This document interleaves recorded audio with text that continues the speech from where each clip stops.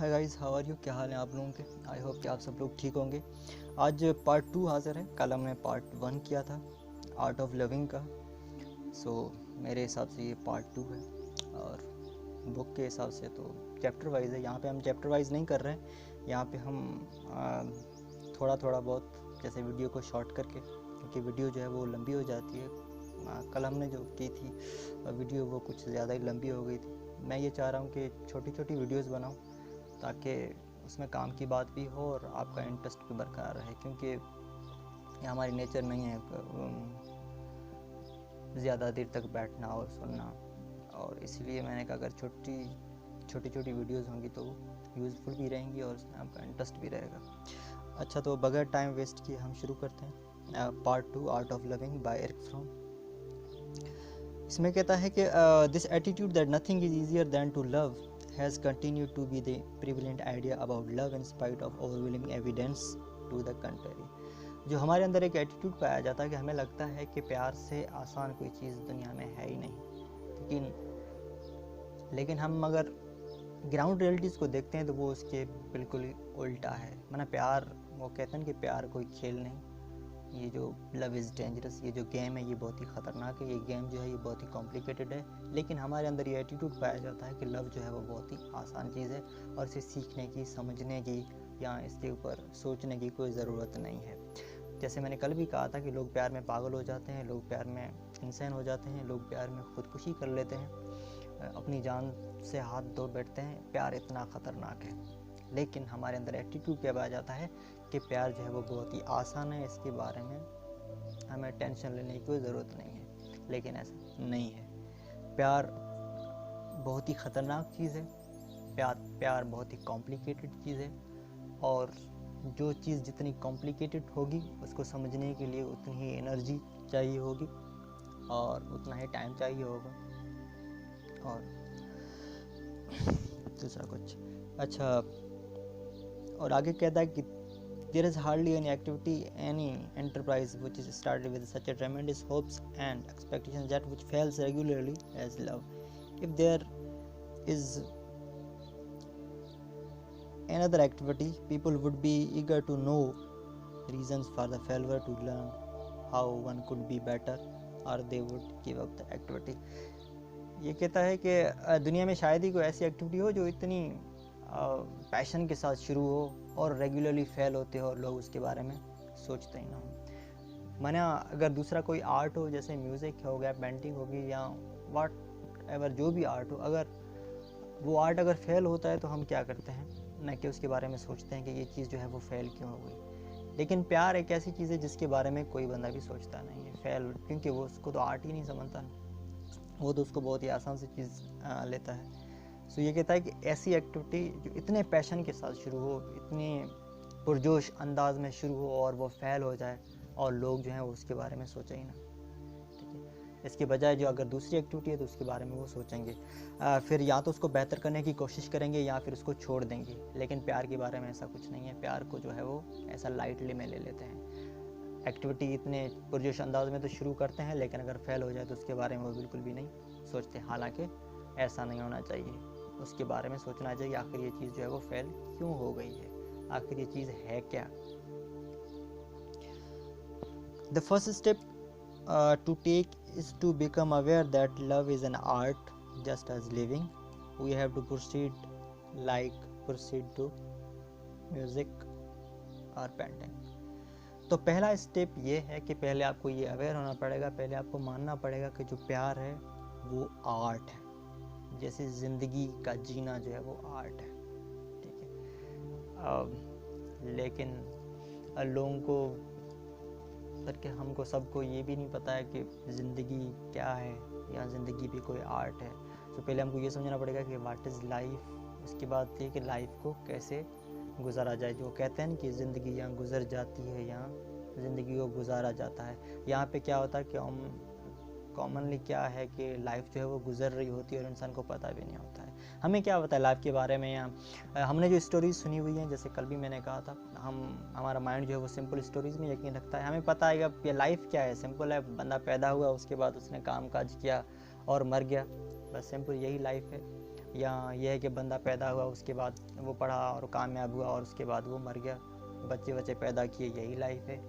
ठीक है, मना हम जो दूसरे जिस तरह से कर रहे होते हैं, हम लाइफ को उसी तरह से ज़िंदगी गुजार रहे होते हैं। ठीक है, लेकिन ऐसा नहीं है, लाइफ का जीना जो है वो एक आर्ट है।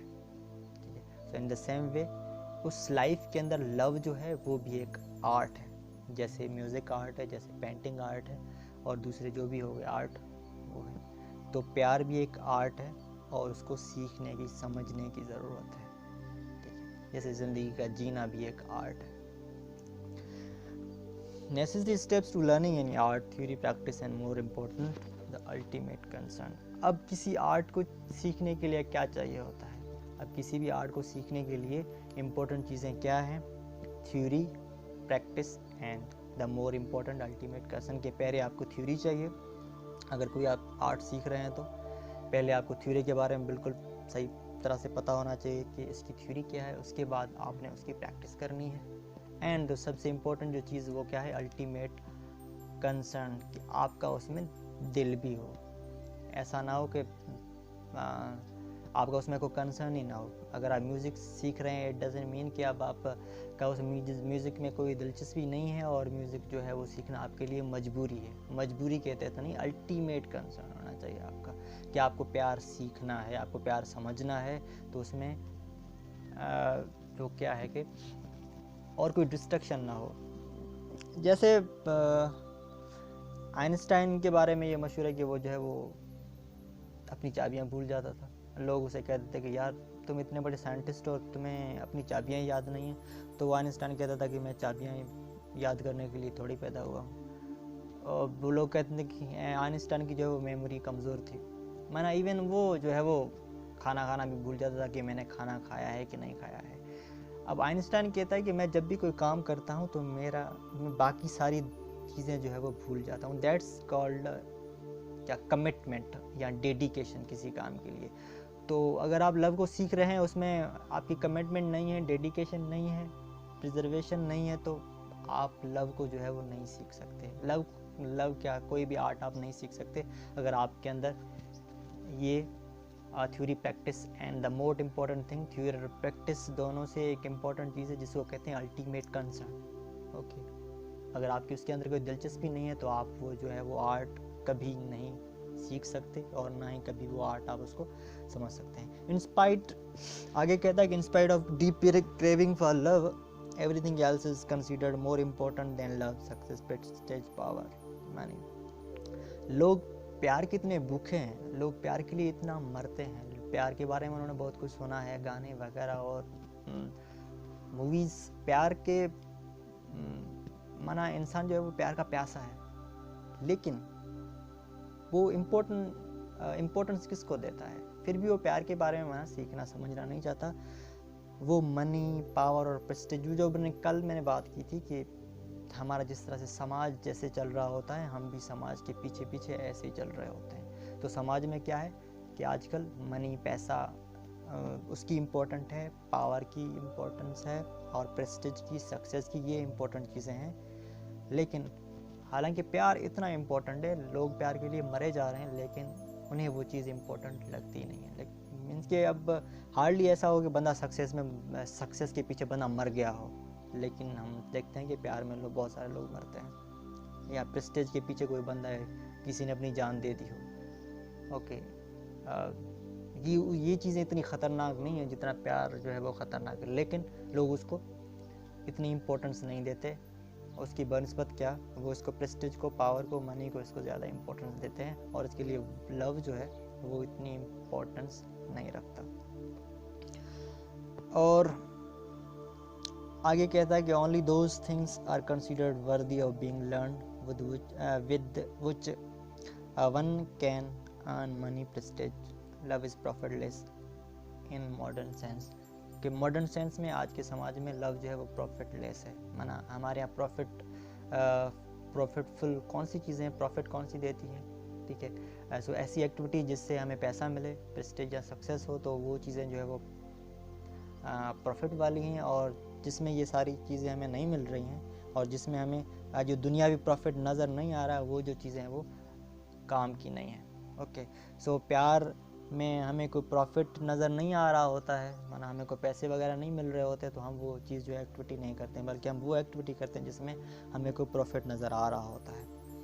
ओके, सो हम प्यार को भी प्रॉफिट माना वो जो है ना लॉस और प्रॉफिट के उसमें सर्किल में देखते हैं। जैसे कल ही मैंने कहा था कि हम जो है वो कंटेम्प्रेरी सोसाइटी में जो हो रहा होता है हम उसको फॉलो कर रहे होते हैं, कि हम प्यार को भी वो हम इंसानों को भी कमोडिटी की तरह देखते हैं। तो हम जो है वो प्यार को भी हम प्रॉफिट वाले नज़रिए से देखते हैं कि आया ये जो चीज़ हम कर रहे हैं, एक्टिविटी कर रहे हैं, इसमें हमें कोई प्रॉफिट है कि नहीं है। ठीक है, सो हमें ऐसे ज़ाहरी तौर पर जो प्यार वो है वो प्रॉफिट लेस चीज़ नज़र आती है। ओके, सो आज के लिए इतना ही है। जो इसका पहला चैप्टर है या इसकी जो पहली डिस्कशन है ये यहाँ पे कंप्लीट होती है, और इसका पार्ट दूसरा शुरू होगा थ्योरी ऑफ लव, जिसमें ये बताएगा कि इसकी जो लव है इसकी थ्योरी क्या है। सो हम उसको डिटेल में डिस्कस करेंगे कि आखिर लव की थ्योरी क्या है, और उसके बाद practice. Okay, so that's it.